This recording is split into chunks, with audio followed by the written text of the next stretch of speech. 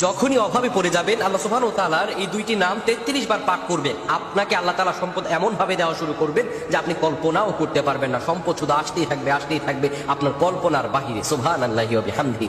মহান রব বারবার আমাদেরকে ডেকে বলেছেন, বান্দা আমার কিছু নাম ও গুণবাচক, আমার কিছু বৈশিষ্ট্য রয়েছে যা দ্বারা তোমরা ডাকবে।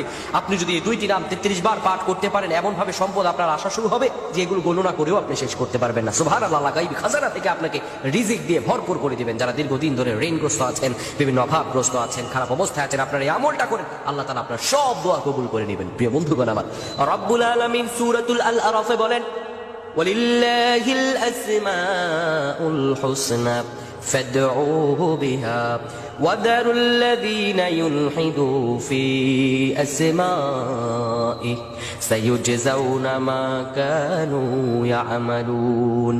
আল্লাহ রাব্বুল আলামিন বলেন, দুনিয়ার মানুষেরা শুনো, তোমার রব্বের এমন সুন্দর সুন্দর নাম রয়েছে, ফাদউহু বিহা, তোমরা সেই নাম ধরেই তোমার রবকে ডাকো।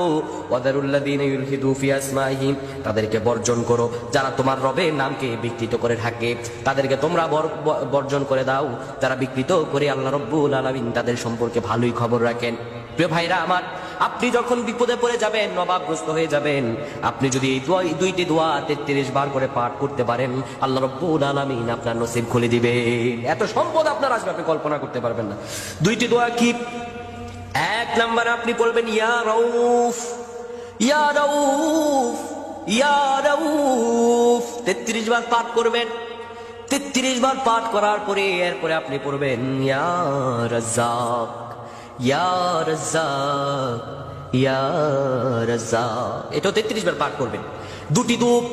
দুটি দোয়া আপনি 33 বার পাঠ করবেন। এক নম্বরে ইয়া রাউফ, দুই ইয়া রাজ্জাক ইয়া রাউফ ইয়া রাজ্জাক। এই দুইটি দোয়া যদি 33 বার আপনি পাঠ করতে পারেন, আল্লাহর উপর ইস্তেকামাত করে, রব্বুল আলামিন আপনাকে এমন পরিমাণে সম্পদ দিবেন, আল্লাহ নিয়ামত পেয়ে মস্তকটা নত হয়ে যাবে। সুবহানাল্লাহ। আল্লাহ নিয়ামতকে আপনার দিলটা খুশি হয়ে যাবে।